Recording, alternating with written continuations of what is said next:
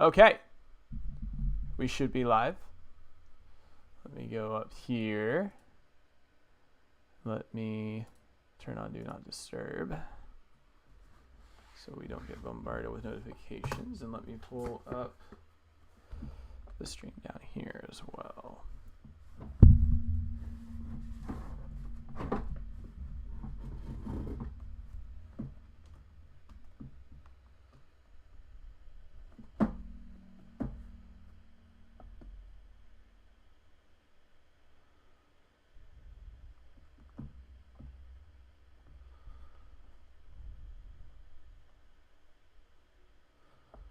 All right, give me 1 sec just to test, see if we got video coming down here.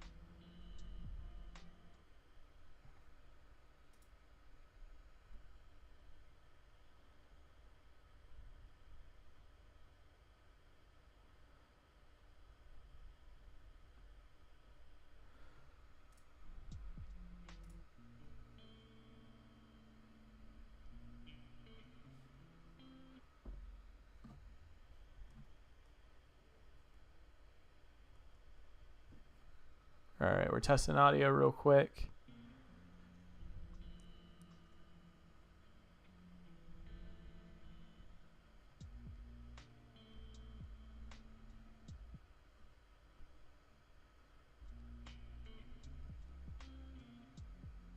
All right, we're testing audio real quick.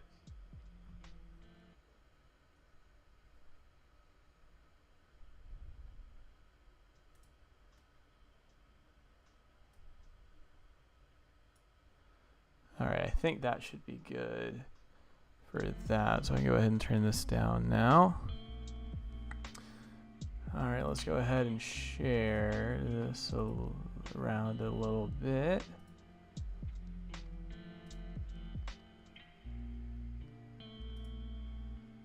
So let me do this real quick.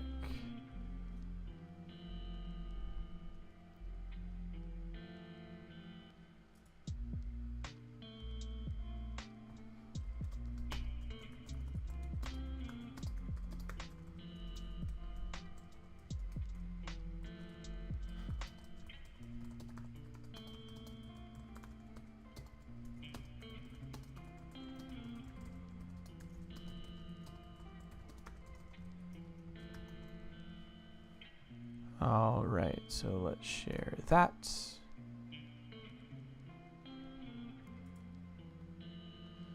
And let me do this, and then we should be ready to go.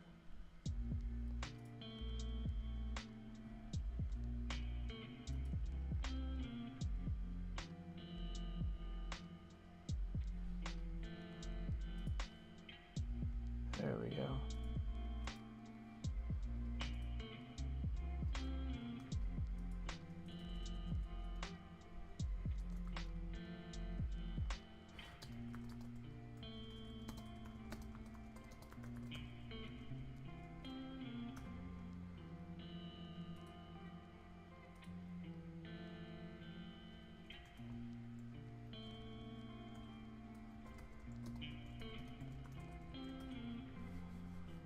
All right.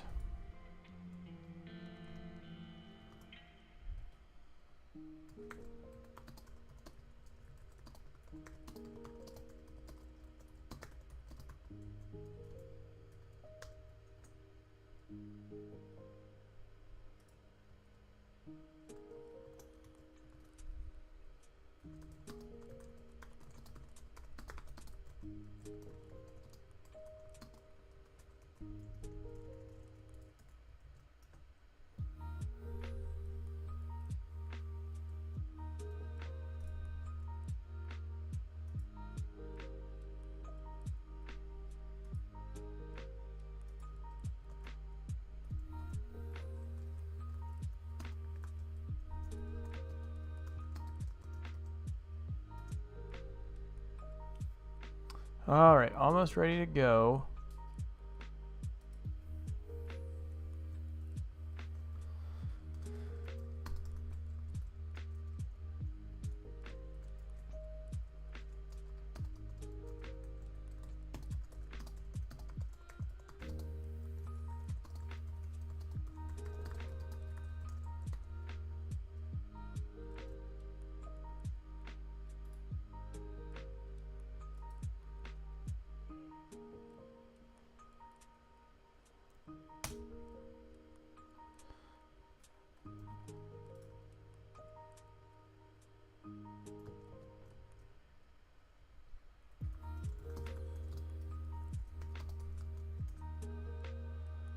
All right, and then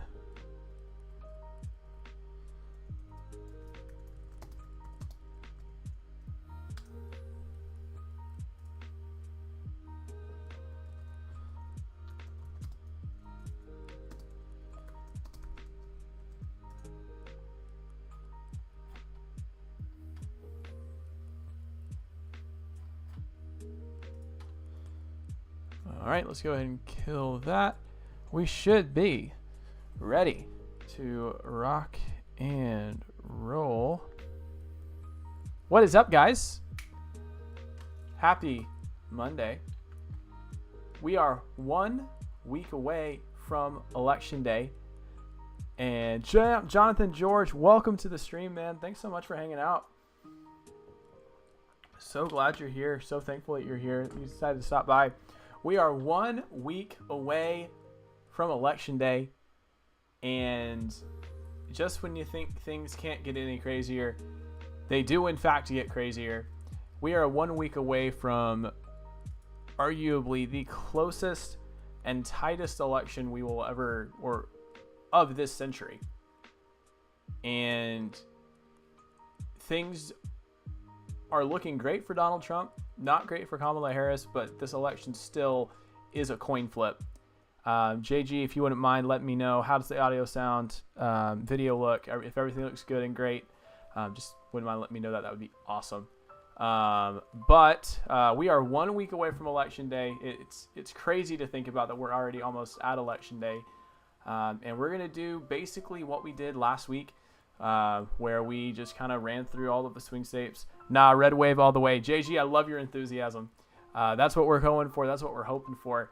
And it's going to be great if that does transpire and that does come to pass. And hopefully, with a little bit of the analysis that we talk about tonight, it comes to pass, and you guys can kind of get a little informed and updated on kind of how things are looking. We're going to take a look at the presidential level and the Senate level again, like we did last week. And we're going to kick things off by checking out Poly Market and checking out the betting markets. And it is very, very much in Donald Trump's favor right now. It is very, very much Trump's election right now to lose, according to the polling markets and the betting markets. I mean, we just go look at the swing states. 74-26 in Arizona, 74-26 in Georgia, 70-30 in North Carolina, 61-39 Pennsylvania, 55-45 in Michigan, 59-41 in Wisconsin, 66-34 in Nevada. It is Trump's election right now to lose. He's at 66% on the betting odds right now. So things are looking really, really, really good for him. And early voting has started in most states across the country. If you have not voted yet, what are you doing? Go ahead and get out and go vote. Make your voice heard. You have nothing to be mad about with how this election ends, as long as you go vote and make your voice heard.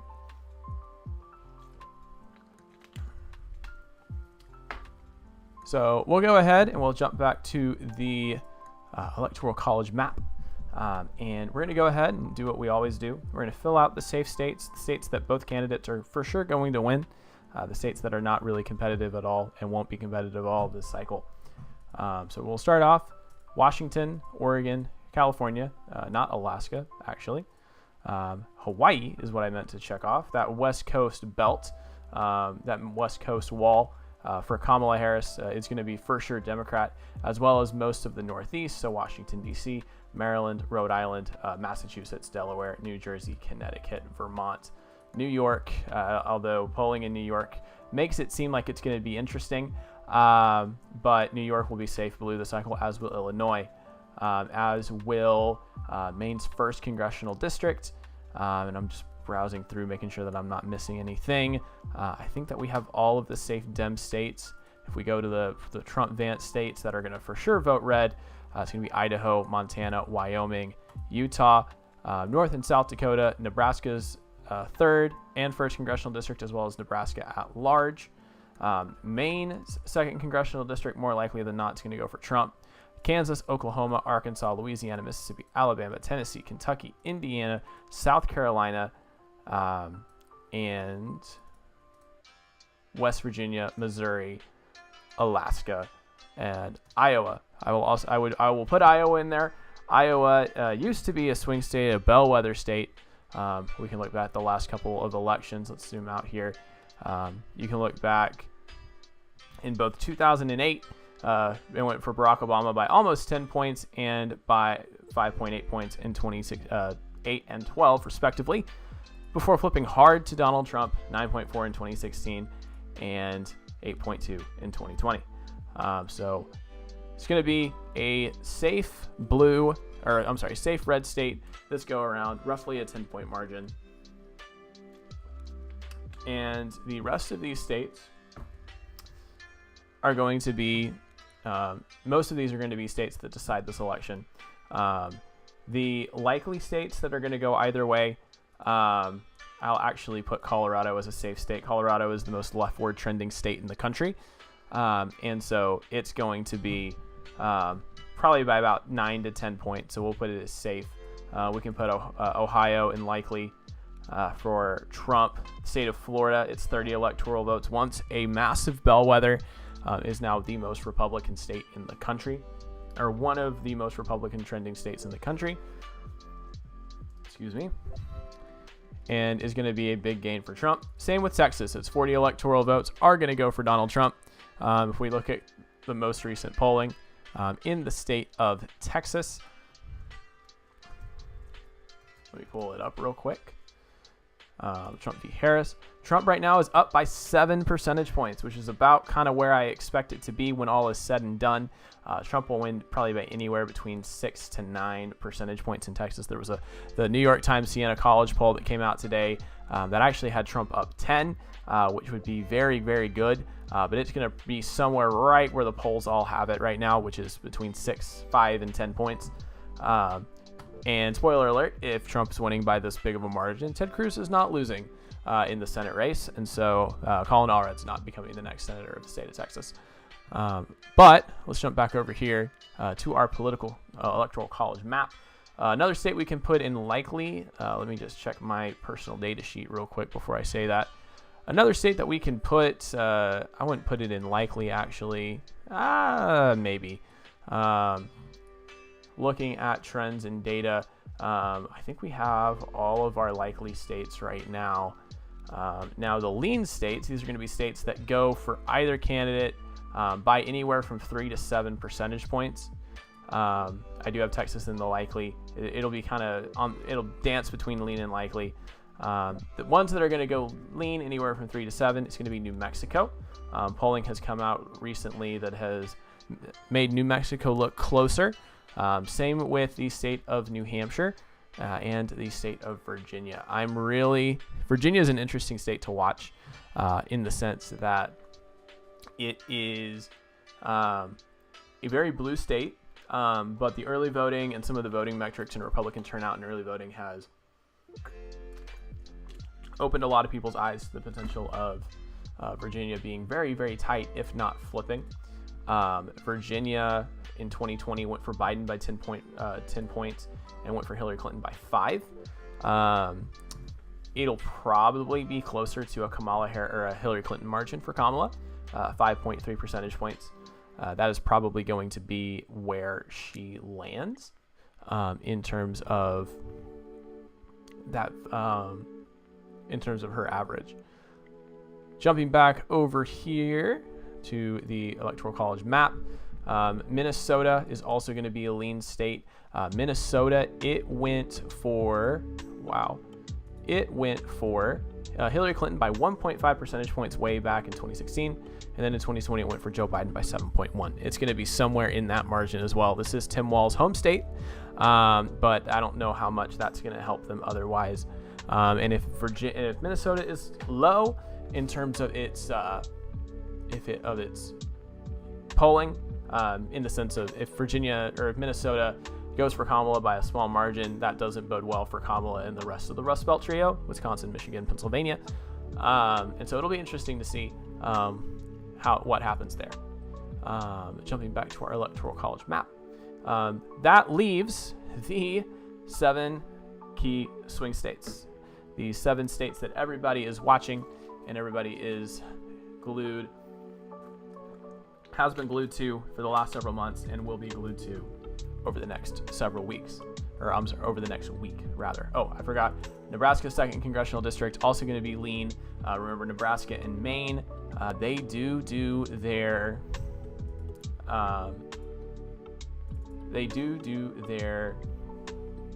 wow, brain is not wanting to work right now. They do their congressional districts or their electoral votes by congressional district. And so both Nebraska and Maine will do that. So Nebraska's 2nd congressional district, that's where Lincoln is. That's going to be more than likely Kamala by a 3 to 7 point margin. For reference, it did go Biden by 6.6 in 2016, but it went by Trump 2.2 in 2020 or in 2016. So it'll probably not a 6.6 margin for Biden or for Kamala, but we'll be kind of somewhere in that window. Let's go ahead and start. I change the starting point every week when I do this. But let's go ahead and start with Arizona. Arizona, a traditionally Republican state. Joe Biden did win Arizona for the first time that a Republican candidate or a Democratic candidate had won the state of Arizona since 1996. I want to say it was with Bill Clinton. Yes, so 96 was the last time before Biden that Arizona went blue, and it actually went blue by the second closest margin in the 2020 election by 0.31%, or roughly. I wish it told me how many votes, but that's okay. The key thing to watch with Arizona is going to be the margins in Maricopa County. This is Phoenix. This is the main, largest county in the state of Arizona. It went for Biden by 2.2 points in 2020, but it went for Trump by 2.8 in 2016. Now, something that I'm going to hammer as we talk tonight, and something that is going to remain ideally true, and will be the things that I'm watching for on election night, are going to be a couple of things. Number one, as we'll talk about here in a little bit, are the polls going to underestimate Donald Trump again? Both in 2016 and in 2020, Donald Trump was massively underestimated by the polls, and I'll walk through this with each swing state as we talk about it. But Trump is polling the best that he's ever been objectively, and so the question that's going to be interesting on election night is, are the pollsters actually accounting for low propensity voters in their polls? Or are they underestimating Trump again? Or are they overestimating Trump to try to over-account for his base? So it's going to be interesting to see what happens in that regard. But I'm also going to be watching for how turnout is overall. I do think that Trump's going to gain across the board with white college-educated or white non-college educated voters. That's his staple base. I think Kamala Harris will gain a little bit with white college-educated voters. So your suburban moms, different things like that. But I do think Trump's also going to gain in the African American and Hispanic communities that have notoriously not been super Republican friendly, especially the African American community. But polling and data would suggest that Trump's going to make some gains in both of those communities. And so it'll be interesting to see what happens in that regard for both. But that's what I'm going to be watching for. And so that'll be some of the key things that we talk about here in the stream. So Maricopa County has become very diversified. And it has become a very interesting state to watch. Now, if we look at the Real Clear Politics polling average for Arizona, right now, Donald Trump is up by 1.5 percentage points. On this day in 2020, Joe Biden was up by 2.2, and Hillary Clinton was up by 1.5 in 2016. If we look at my handy dandy little spreadsheet here, we can see that there was a 5-point shift to the right from the polling in 2016 and a 1.9% shift in 2020, giving us a shifted average of 3.5. And if we stack that on top of the current average, that leaves us with a shifted polling average of about 4.95%. I don't think it's going to be Trump's going to win Arizona by 5, but I do think that he'll win Arizona. If we go into Polymarket, we can see right now the Arizona odds almost 75-25 for Trump, 74-26. And if we go to the demographic swingometer by Cook Political Report, this is my favorite tool to utilize right now. Gives you a great idea of how you can really look at how different demographics and their voting turnout affects the final turnout. So it's set by default to the 2020 margins. But if we go to Arizona, if we click up here, go to Arizona. So we got the 2020 margins right here. You can see 49.2 to 48.9, very, very close. Now, again, we're going to say that Trump makes slight gains in white college educators. Let's just say that he gains 2%. You can see that that is enough already to just knock him over the top and basically flip. He wins 49.4 to 48.5. Now, remember, I do think that Kamala Harris will make some gains amongst college-educated voters, ties it up. But then, again, Trump's going to make some gains in the African-American community. So let's say that he gains just like 2%. And then let's say he makes a little bit more gains among Hispanics. That's enough to make it 48.2 to 49.3. And all of the trends thus far, if we go to early voting data right now, Republicans right now in Arizona, 1.2 million voters have already voted, whether by mail or voted early in the state of Arizona. Republicans right now, Republicans are traditionally not a very strong early vote bloc. Republicans will usually vote on election day. Democrats are usually the ones that will vote early or vote by mail. What we're seeing right now, though, is Republicans overperforming the early vote. So the question with that's going to become, is this cannibalizing their actual election day vote, or is this new Republican voters as well? So that's going to be something interesting. That's going to be interesting to watch as well. But Republican turnout is definitely there, as we can see. And all of this has me believe the trends across all major prediction sites. If we jump in here, 538 has it lean Republican. Cook Political Report has it as a toss-up. Decision Desk HQ is a toss-up. Real Clear Politics also has a toss-up. It is a toss-up. But trends and data and all of that would lead me to believe that Arizona is going to probably by 2 points go Trump. So it'll lean Republican, which is great for Trump. And it'll be tight, but Trump will probably flip the state back by about two-ish points. Let's go across the country over to Georgia. The state of Georgia, it's 16. Excuse me. State of Georgia, it's 16 electoral votes.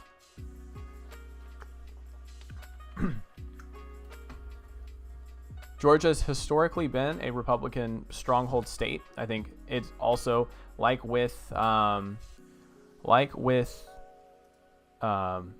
Arizona, is a traditionally Republican state. Last went for a Democrat back in 1992 with Bill Clinton.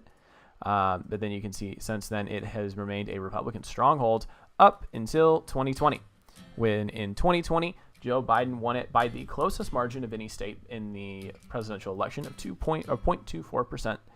That is opposed, or that's countered by 5.1% in 2016 for Trump. If we go to Real Clear Politics polling average in the state of Georgia right now, Donald Trump is currently up by 2.3%. It was tied on this day in 2020, and Trump was up by almost the same margin in 2016. Going to my handy dandy little spreadsheet here, we can see right now that if we go back to the swing state polling data sheet, there was a 2.6% shift to the right in 2016, and actually a 0.3 shift to the left in 2020 from the current polling average, which gives us about a 1.15% shifted average, which applied on top of the current polling average gives us a 3.45, which would technically be a very, very, very, very slight lean Republican on my spreadsheet and by my metrics. But I think Georgia, again, I mean, I don't think it's outside of the realm of possibility to say that Georgia goes probably 3 points, but it'll probably be closer to 2 to 3 points. Same thing if we look at Polymarket. Georgia is, again, 75-25 Trump right now, 76-26 or 74-26 to be more exact. And looking at the demographic swingometer, if we go in and we play by the same metrics and the same suggestions that I said earlier, so Trump makes slight gains among the white non-college educated voting bloc. Kamala makes probably about 2 to 3 points gains. That's actually enough to flip it back to her by a good margin. And then if we say Trump, this is the big one, especially suburban Atlanta, do different things like that. If Trump makes just 2%, just gains 2% of the black vote, and then we say gains 2% of the, gains even just 1% of the Hispanic vote in Georgia, he wins the state 49-9 to 48-7. And again, these trends are probably going to be pretty universal across each of these states. If we go back, we take a look at Georgia's current early voting stats. Republicans, again, up 49 to 45, which is really, really good. You can see Democrats do have the lead in mail-in ballots, but this is ballots requested, not necessarily ballots that are returned. So that'll be interesting to see as well. But we can see, again, trends, data. I mean, you can look at the Real Clear Politics polling average graph, and you can just see Trump is starting to run away with it a little bit. The trends over the last couple of weeks have just massively favored Trump. So again, much like Arizona with a 1 to 2 point, I think Georgia flips Republican by a similar margin, and Trump gains their electoral votes as well. So with all of that, Trump is up 226 to 246. Remember, you need 270 electoral votes to win. And we're going to jump up the East Coast a little bit to the state of North Carolina. So North Carolina, in 2020, it went for Donald Trump by 1.3 points, went for Trump by a similar margin in 2016 by 3.7. So it shifted a little bit to the left in 2020, but has gone for Trump, like Florida, Ohio, and Iowa, which were all states that went for Barack Obama in 2012 and in 2008. North Carolina has stayed with Trump every cycle that Trump's been in office, or that Trump has ran, rather. North Carolina right now, if we go to the Real Clear Politics polling average, Republicans always end up winning it, even though it always ends up being close. Right now, Trump has a 0.8% lead in the Real Clear Politics polling average. On this day in 2020, Joe Biden was up by 0.7 points, and in 2016, Hillary Clinton was up by 3. And so if we look at my handy-dandy little spreadsheet here, North Carolina had a 6.4% shift from this day's polling average to the actual result, and then in 2020 it just had a 1.3, which gives us a shifted average of about 5 points, which would say that right now with Trump's current half a point lead, he would win the state by 5.5%. I don't think that's going to happen. I tend to lean on the side of somewhere in the middle of the Biden and Hillary margins, which would put the state of North Carolina somewhere between 1.3 and 3.2 2.7, so probably 2 to 2.5%. Again, if we go to Polymarket, Trump has a 70-30 shot. So like Arizona, like Georgia, he has a 70-30 shot of winning North Carolina. Go to the demographic swingometer again. North Carolina has a lot of white non-college educated voters.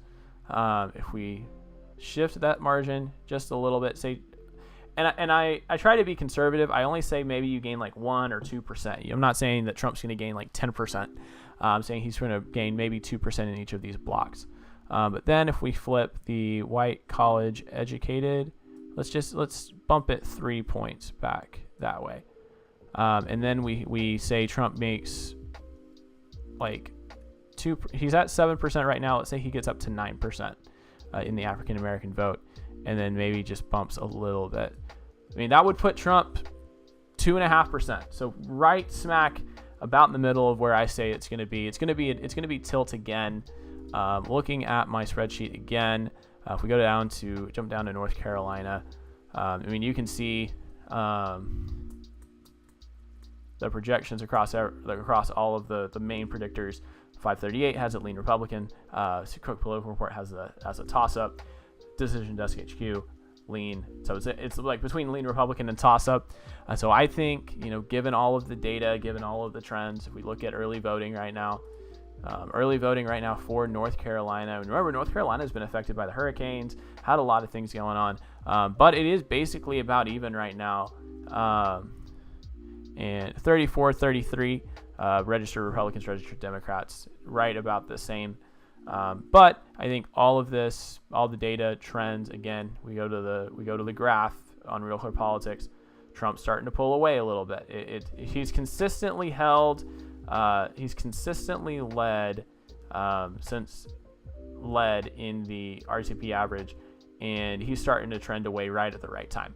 And so all of this points to me saying that North Carolina by about 2 points. So Arizona, Georgia, North Carolina, I'm putting on record right here, probably go to Trump probably by about 2 points each, give or take a point. So could be up to 3, could be down to 1. Trump wins all of these by pretty narrow margins. But that brings Trump up to 262 electoral votes, and his path to victory at this point is pretty open. Let me pull up, actually. Let me pull up this website real quick. This is a 538 feature that I really like. So let me pull up. Where is it?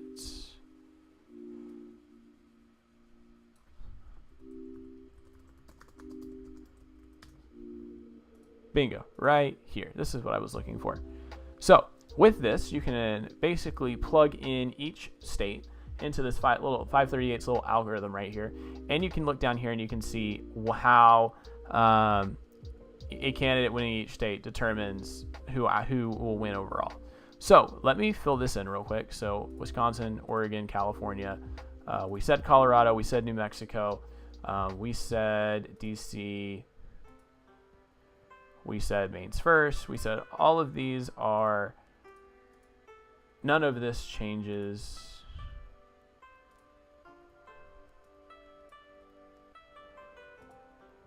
We said Kamala wins New Hampshire, Virginia.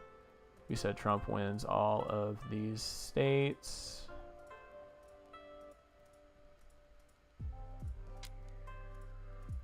We also said Trump would win Florida and Texas. So, at this point, before factoring in the states we've already talked about, well, let's add Minnesota up here real quick. It is right now 53-47 Kamala, according to 538's election projection scenario thingy. Now, remember, we said Arizona was going to flip red, and just Arizona going red bumps Trump up 62 to 38, or 62 to 38. Add in Georgia, 78-22. Add in North Carolina, 88-12. So just winning those 3 states alone, according to 538, gives Trump an 88% chance of winning the election. which is pretty huge, obviously. It requires Trump, as of this point, flipping 2 states he lost in 2020. And now, let's talk about Nevada. So Nevada has been a state that Republicans have been going after for the last 2 cycles, a state that Republicans keep thinking that we're going to be able to flip in one of these election cycles and haven't been able to yet. In 2016, Hillary Clinton won it by 2.4%. In 2020, Biden won it by also 2.4%.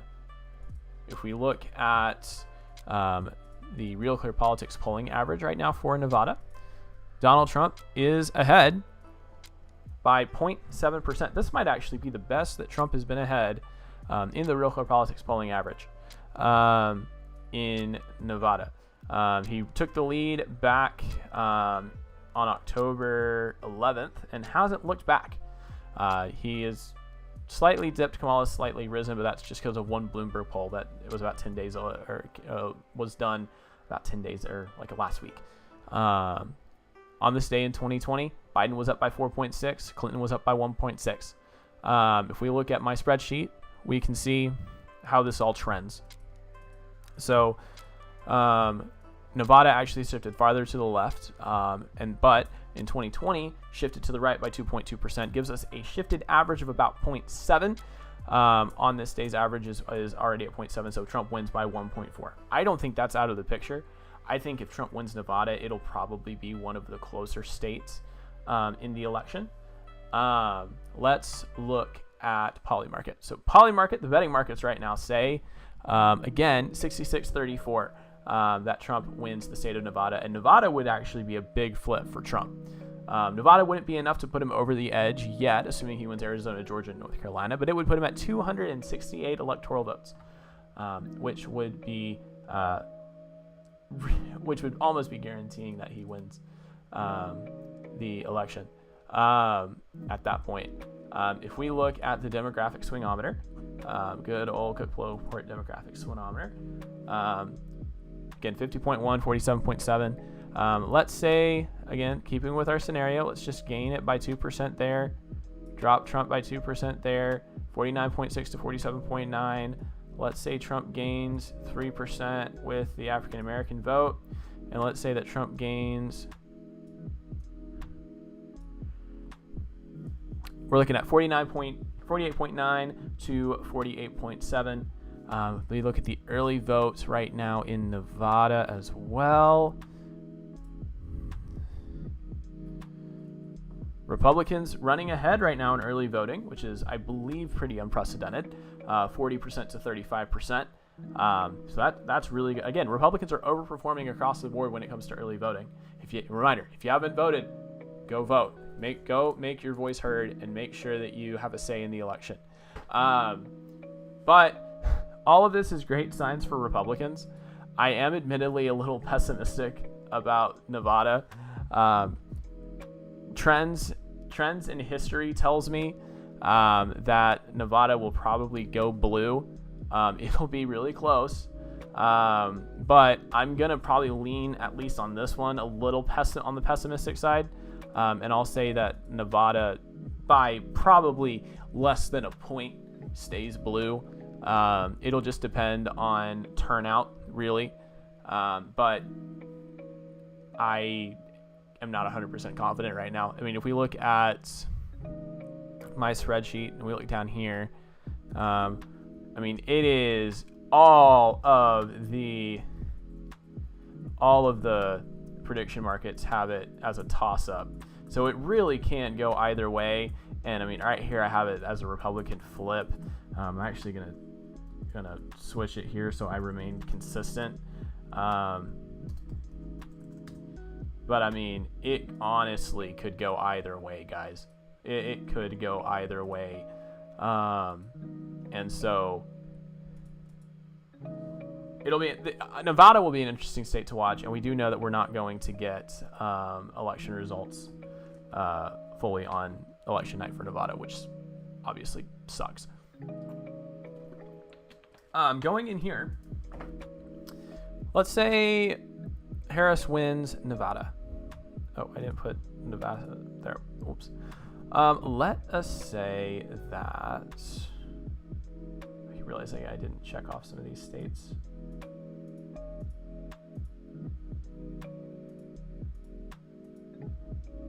There we go. That should be all of them. Okay, cool.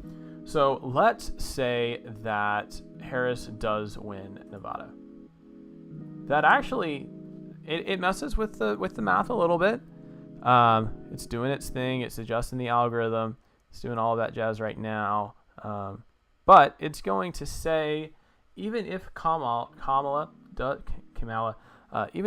does win Nevada, Trump still is projected to win the election 81% of the time, which is still really good. Now, if Trump was to flip Nevada and he won, well, Trump wins Nevada. It's being a little dumb right now. So let's give it a second. Let's let it load. But if Kamala does win Nevada,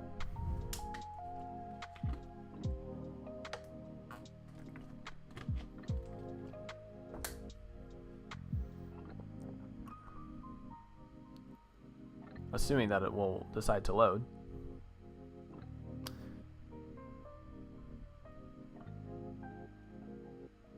All right, we'll come back to this a little later because it's not wanting to load right now. That's fine. We're not going to waste time waiting on it.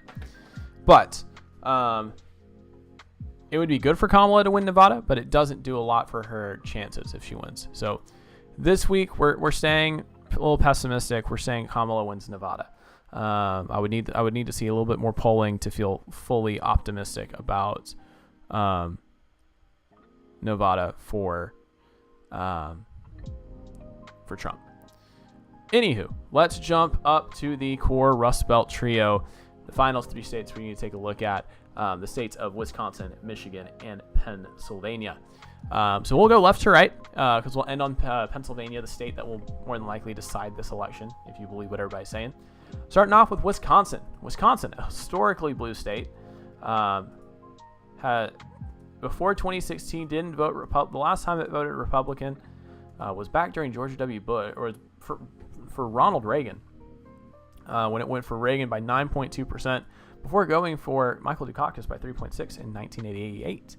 And so, what's really interesting about Wisconsin is it went for Barack Obama by 6.9% in 2016, before flipping to Trump and going Trump by 0.76, before going for Biden by 6.3 or 0.63 in 2020. Current Real Clear Politics polling average for the state of Wisconsin right now has Wisconsin at Trump leading by 0.3, which I think is the first time he's ever led in Wisconsin, and you can see that he just recently took the lead last week. Trump is now leading. You can look right here and see that he is leading in all of the swing states, which is a big win for him. And so, if we look at my election spreadsheet over here, and we go back over to swing state polling data, Wisconsin, all the way down here.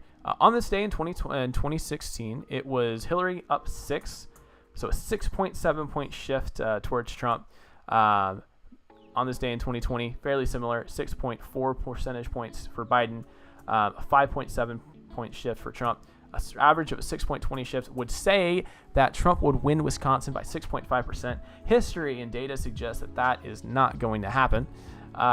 Trump will probably win it by a point. Again, it's going to be, all of these battlegrounds are looking like they're going to be super, super close.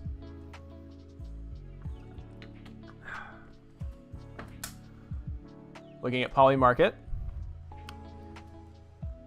59-41 right now for Trump, so almost 60-40.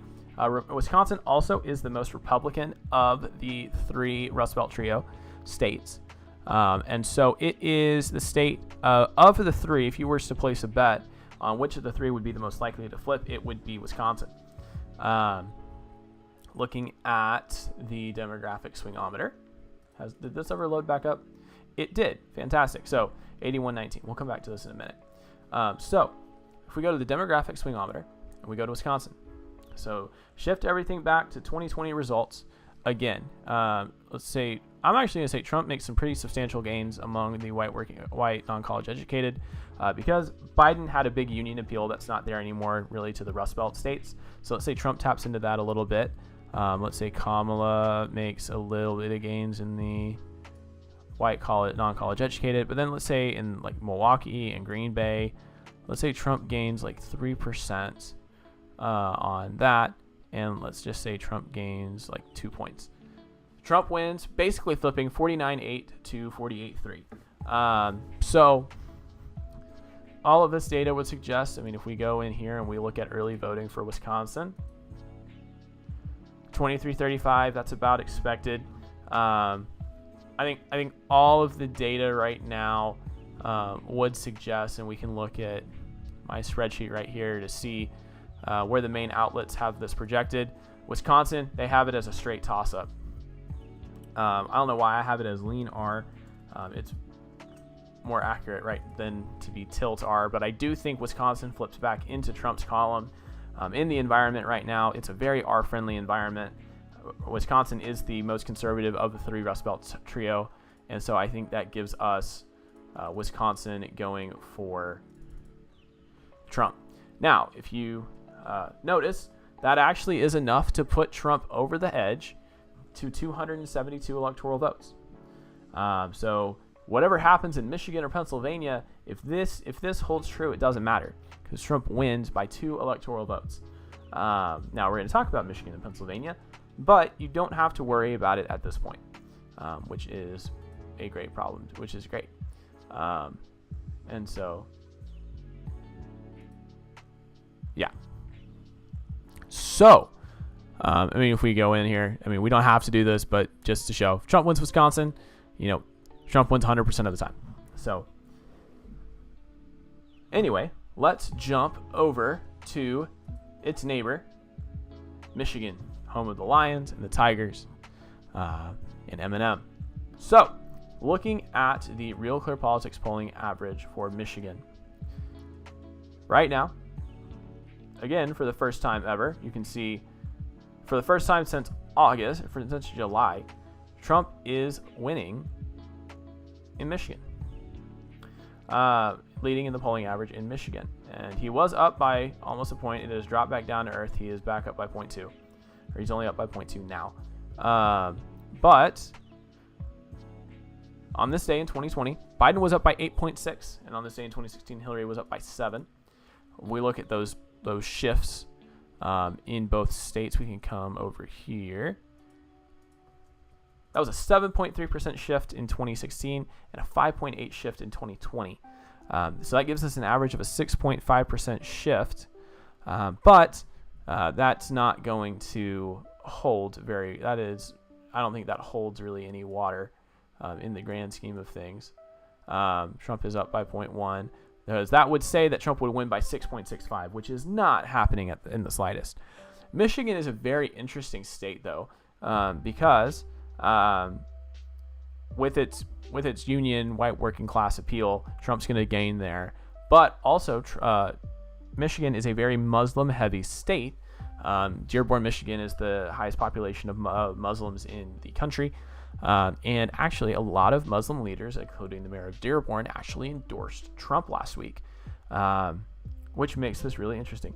Logan Murphy, Harris Walls 2024, JK. Hey, man, I mean, you do you, but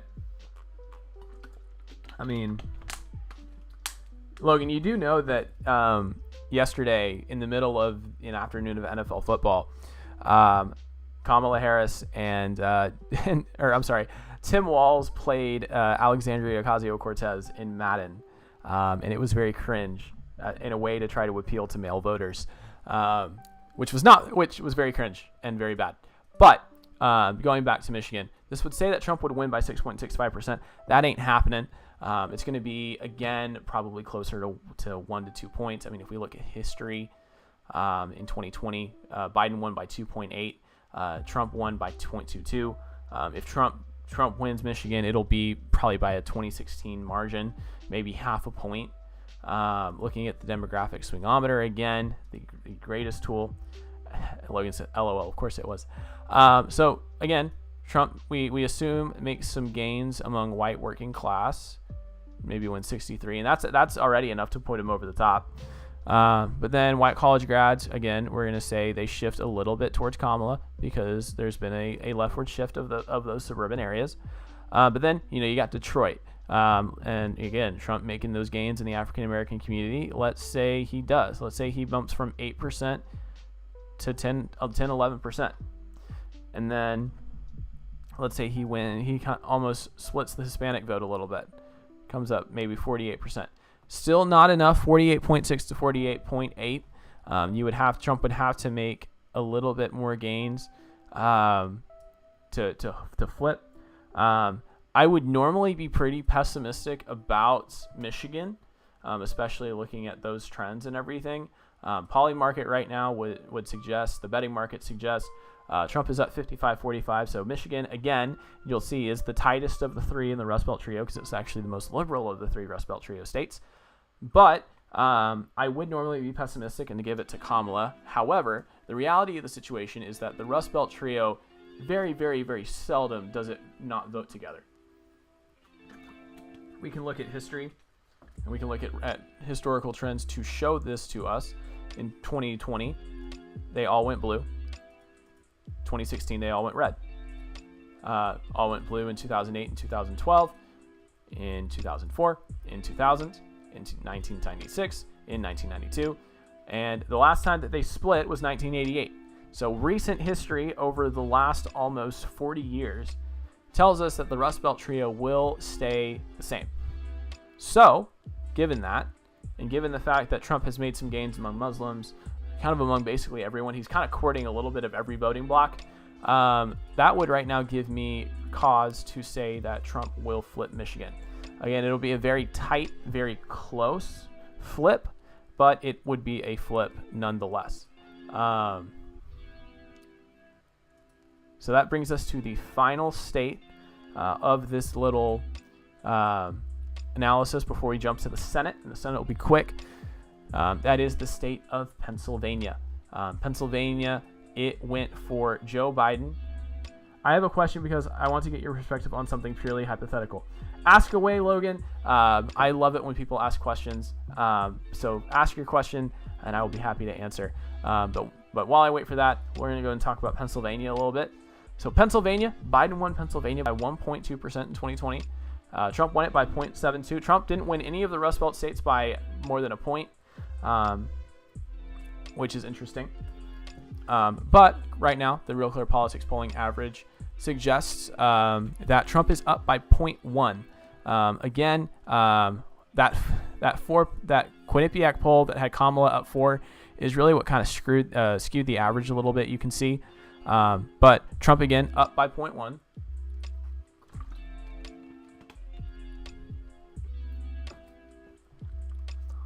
On this day in 2020, Biden was up by 8.6. On this day in 2016, Hillary was up by 7. All of this together causes a shift of 5.7 in 20. There was a 5.7 shift to the right in 2016 and a 2.6% shift to the right in 2020. Gives us a 4.15% shift in the shifted average and on a half a point lead. Oh, we're in Michigan. I didn't even change it to Pennsylvania. Let's change to Pennsylvania real quick. Okay, Pennsylvania, Trump is actually up by half a point. On this day in 2020, Biden was up by 3.8. On this day in 2016, Hillary was up by 5. So that 4.15% polling average gives us a 4.65% shift, which would say that that Trump would win Pennsylvania by 4.65. Again, I don't think it's going to be by that much. Tommy Beecham, watch out for the midnight spike. Hey, man. I mean, too big to rig, right? The goal is to make it too big to rig. And early voting data would suggest that it is already too big to rig. Tommy Beecham says MAGA 2024. But again, Pennsylvania. The flaw with this analysis right here, just looking at trends, is that the numbers can be skewed quite a bit if you get some really good turnout in one year, especially, or you get a really kind of big skew. So like 5.7 points versus 2.6, that can really skew the math a little bit. But point withstanding, I still think, all things considered, if we go to poly market, Trump's up 61-39, and he has the best odds of the three in Pennsylvania. Logan Murphy, with this being an election that clearly favors Trump, thankfully, what would be something that could swing favor into the Harris camp? That's a good question. Well, if you're the media, your hope is this whole deal with this joke about Puerto Rico from the Madison Square Garden rally yesterday will skew it. For those that missed it, Trump had a big rally at Madison Square Garden yesterday. It opened with a comedian. Let me pull up his name, because Logan, you'll probably know who he is.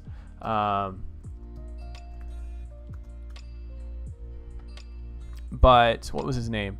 Hang on, let me find it. Let me jump to Politico. Logan, you'll know who this. You will. I know you will know this. I know you will know who this is. China. Tommy says China. Don't think it'll be China. I think it's going to be the media's attempts at trying to just throw mud on Trump and see what sticks. Where is it?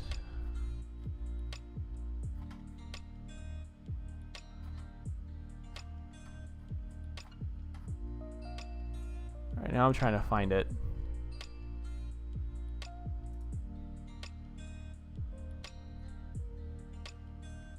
Tony Hinchcliffe, yeah, the comedian Tony Hinchcliffe. He made a joke about Puerto Rico because he did a little comedy sketch to open up the rally yesterday. Yeah, Tony Hinchcliffe. Yeah, Logan Hinchcliffe. He made a joke about Puerto Rico that a lot of people did not take very well. I won't say whether or not it was a good or a bad joke. I didn't hear it, but the Trump campaign has actually already come out and said, like, hey, he doesn't speak for the campaign, like that those views aren't shared by the campaign. And so the Dems are hoping that is the mud that they throw to see what sticks. But Trump is a mud monster, and you just throw mud on Trump. You throw mud on a mud monster, it just makes more mud. And so it was a joke. It was a joke, exactly. It was a joke. And for the record, I have a friend who was at the rally yesterday who was from Puerto Rico, who told me that he thought the joke was hilarious. But he also did tell me that there are some... he's the host of Kill Tony. Yeah, he is the host of Kill Tony.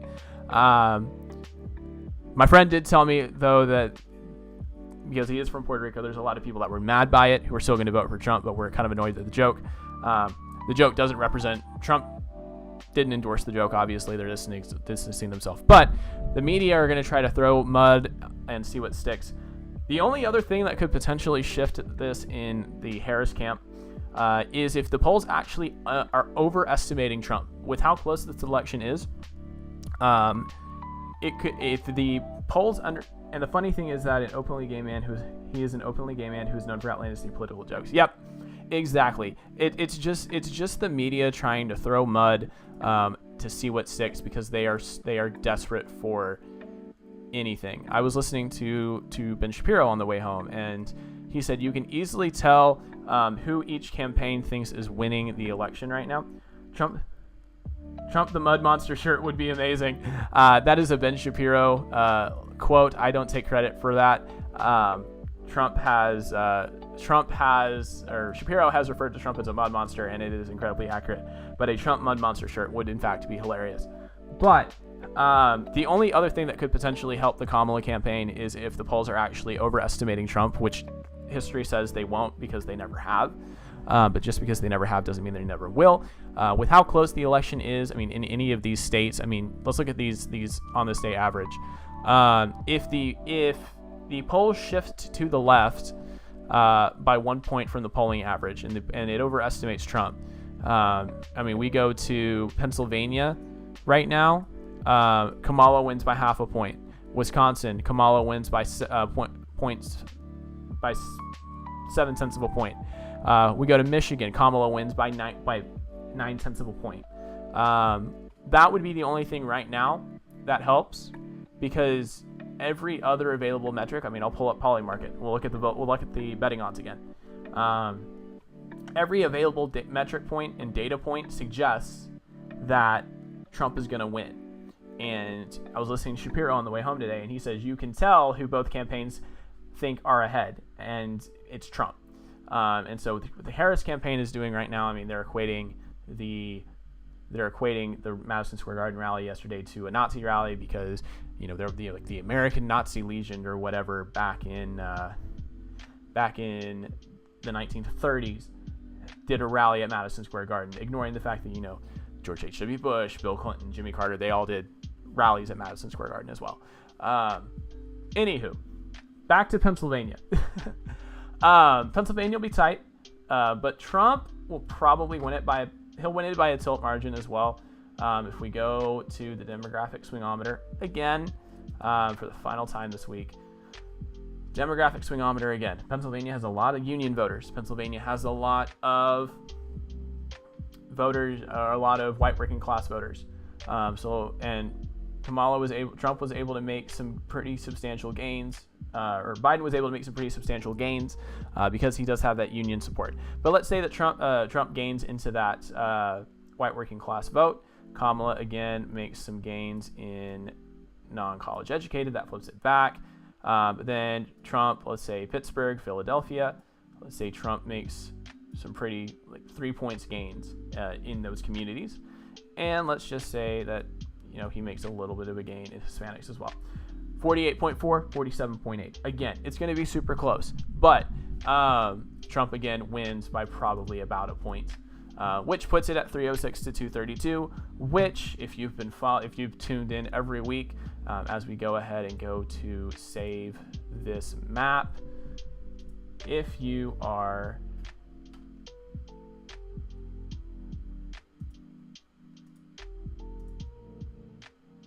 hang on a second.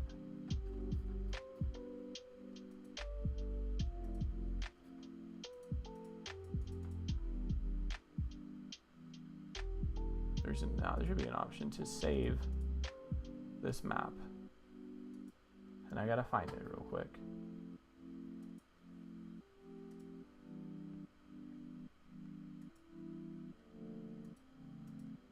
Oh Lord, I can't find it.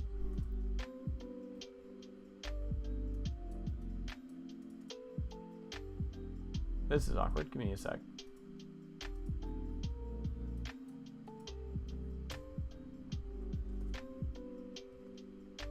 Okay, that's cool. I didn't know you could do that. But for some reason, I can't find my... Anywho, that's not important. We'll worry about that later.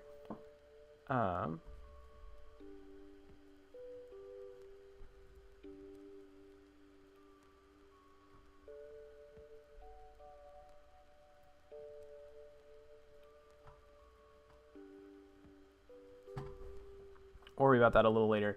But let me go ahead and pull up the Senate map real quick. So we can go ahead and real quick just kind of talk about the Senate, talk about what I think is going to happen with the Senate. So let me pull this up.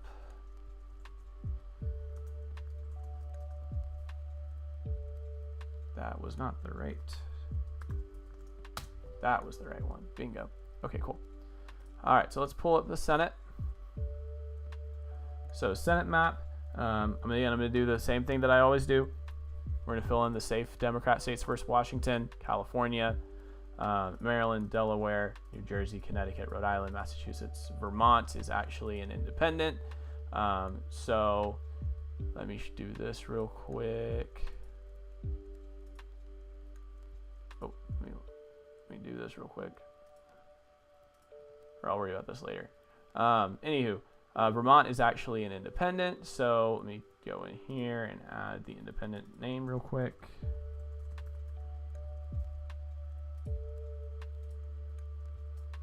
So, independent in Vermont for our man Bernie Sanders, same in Maine with Angus King. Bernie Sanders, we're going to edit this to say independent. Boom. Perfect. Cool. New York, Chuck Schumer, I believe, is the one that's up for re-election. Minnesota as well, New Mexico, Hawaii. All of those are these safe Democratic seats, which give the Democrats 40. I'm also going to add no, we're not going to worry about that. Anywho, I'm also going to do the Republican safe states now. So North Dakota, Montana, Wyoming, Utah, Nebraska's first election, Missouri, Tennessee, Mississippi, Ohio, or actually no, not Ohio, back up, Indiana, and West Virginia. And West Virginia is actually going to be a flip. Incumbent Senator Joe Manchin is retiring. Joe Manchin, actually an anomaly in American politics. West Virginia is the most Republican state in the country. And he is actually a Democrat, and he's held that Senate seat for the last couple of cycles. But he is retiring. The current governor, Jim Justice, who's the Republican, is running for that seat, and he is blowing his opponent out of the water. And so West Virginia is going to be a flip for Republicans. That puts Republicans at 48 seats. Montana will also be a flip. But it'll be more of a lean to likely flip. John Tester, the incumbent Democrat, is up for re-election. He's running against Tim Sheehy, and also not looking good for. Let me pull it up for you to show you. We'll go to decision desk. If we go to the Senate and we go to Montana, Tim Sheehy has a 76% chance of winning, and this is how the percent chances lined up. The polling has been very much in favor of Tim Sheehy. All available metrics say he's going to win, probably by a likely margin. And so that'll be another flip for Republicans. This is the wrong map. Let's jump back over here. So that puts Republicans at 48 Senate seats to the Democrats' 41, because I forgot to select Virginia, which leaves these states as the main states to lose. Now, safe Republican states of these: Texas, Ted Cruz is not losing in Texas. Current polling average, if I go to the Senate sheet, would suggest right now that Ted Cruz has a 4.5 and 3.4 percentage lead, respectively, between 538 and Real Clear Politics. Now, if Trump's winning Texas by anywhere from 6 to 10 points, Ted Cruz is not going to lose this election. Trump is very good at boosting down ballot races when he is on the ballot. He has a historical trend of doing that, and he'll do that as well for a lot of these down ballot races as well. So, and I don't think Colin Allred will overperform Kamala Harris by that much. And so you can see across Cook Political Report, Decision Desk HQ, Real Clear Politics, it's a lean Republican. Ted will probably win by a lean somewhere probably between 3, 4, and 6 points, depending on how well Trump runs. But he's not. Texas is staying red. Same with Nebraska. That's going to be a likely hold. And that's actually already enough to put Republicans at 50. Deb Fischer, the incumbent, is running against an independent, Dan Osborne. There's not a lot of reliable polling out there because everybody's just throwing in polling from their own internals, which is not a reliable way to look at it. Next, we'll kind of breeze through these as best we can. Florida is also going to be a Republican hold. Incumbent Senator Rick Scott, currently up for re-election. Looking at the current polling, has him up by 5 and 4.6. Again, if Trump's on the verge of winning Florida by anywhere from 7, 8, 9, 10 points, Rick Scott is not going to lose the state of Florida. They have it as a likely hold. Decision Desk HQ, if we come up here,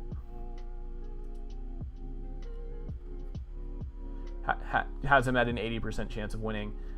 Rick Scott's going to hold this seat, which gives Republicans the majority.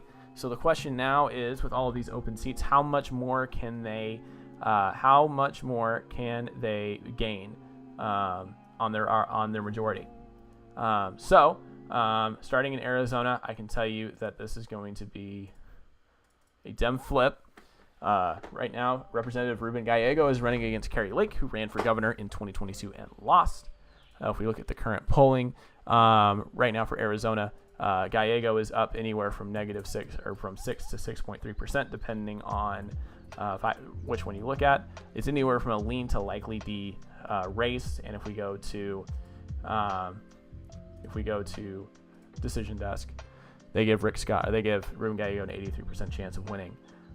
Which, even if Trump does, Kari Lake does ride the Trump coattails, it's not going to help, and Ruben Gallego will win. Same in Nevada.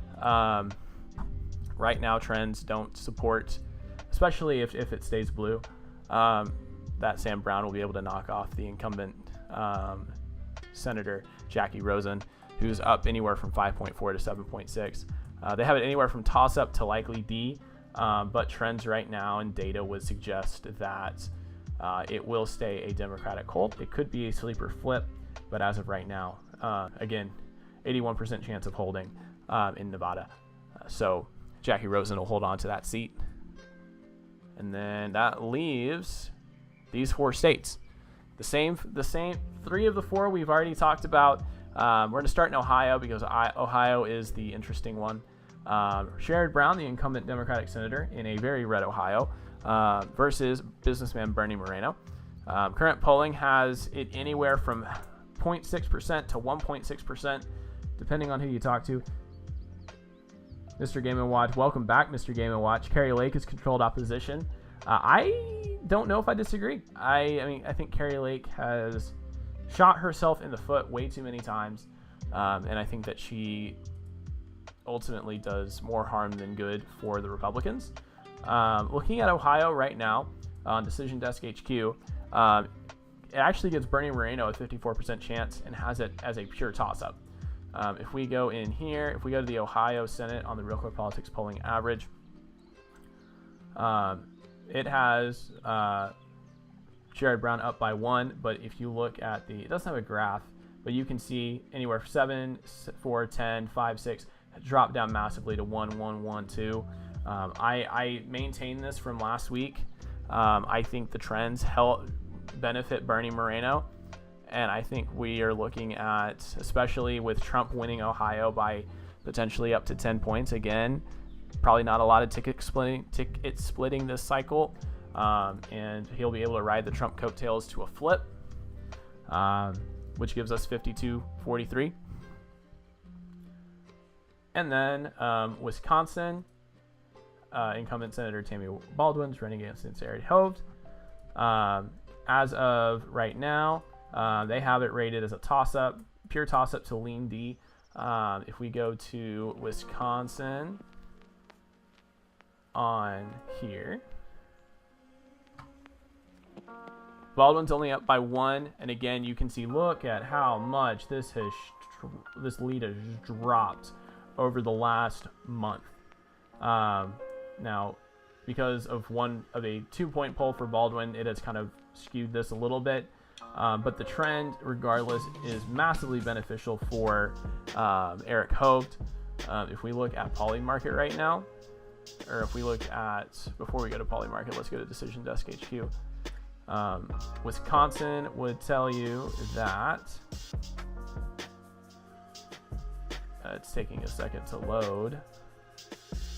It gives Tammy Baldwin a 67% chance of holding Wisconsin, which I don't think is a bad guess, or is a bad bet. Let's go here and see if we can pull up what Polymarket is saying about it. I think I said that this flips Republican last week, but let's see.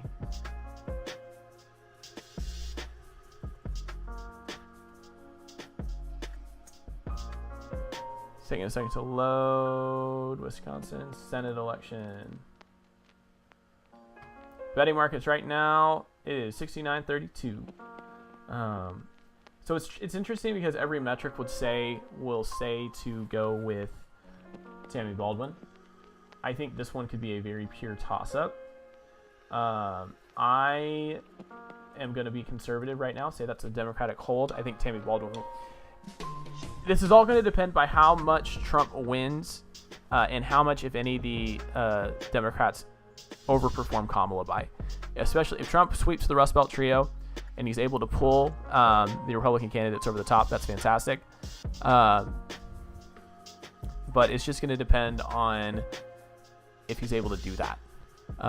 Jumping over to Michigan, the incumbent senator is retiring. I believe Debbie Stabenow. And you have Mike Rogers and Elisa Slotkin, who are running for that open seat. Right now, Real Clear Politics would say 2.9 for Slotkin. 538 would say 4 for Slotkin. If we look at Decision Desk HQ, they would give Elisa Slotkin a 66% chance of winning the state. Polymarket would suggest, and all of the main prediction sites have this as a pure toss-up. Michigan Senate.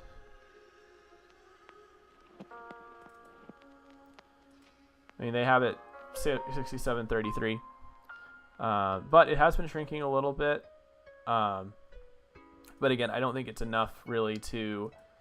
I don't think it'll be enough as of right now to flip it. So I do think, we're looking at a Democratic hold. I think Wisconsin will be closer, but again, it'll depend on how much Slotkin over or underperforms Kamala. And rounding it out with Pennsylvania, the final state, you got the incumbent Senator Bob Casey, who is running against Dave McCormick. And right now, you got a 1.9 lead in RCP and a 3.2 lead in 538. And they have it as a toss-up. It could go really any way. Let's look at the trend in Real Clear Politics. Look at how the graph looks. And again, you can see how tight these races have gone over the last month. And McCormick is still going up. I mean, it's the trend is favoring McCormick right now. If we look at Polymarket,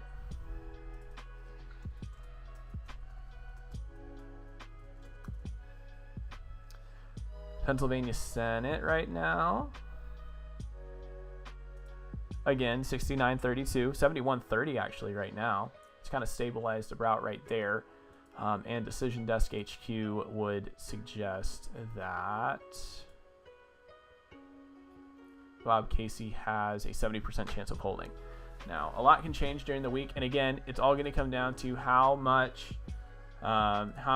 does Trump help the down ballot race candidates, especially if he does win, because of how close it's going to be, and if Bob Casey over or underperforms Trump or Kamala, which you could bet that he does, just because of Bob Casey. But I think right now, I think this is safe. Any one of these three can flip, and I think last week I had either Wisconsin or Pennsylvania as the flips. But this is the prediction this week. This just shows you how tight the Senate is. I'm going back and forth every week. So this is where we're at right now, 52-46 for the Senate. It'll be 52-48 in reality, which is good because you do have Lisa Murkowski and Susan Collins, who are two very moderate Republican senators, and who will vote with the Democrats a lot. And this actually cancels out their vote, assuming that Republicans win the White House. So 52-48 because the independents do caucus with the Democrats, and then our electoral college map is 306-232 in a very close race. So not a ton has changed, but we are getting closer and closer, and we will be back again next week with one more analysis the night before Election Day. Can't believe we're already here for it. Thank you guys so much for watching and tuning in. We'll be back next week. I'll see you guys then.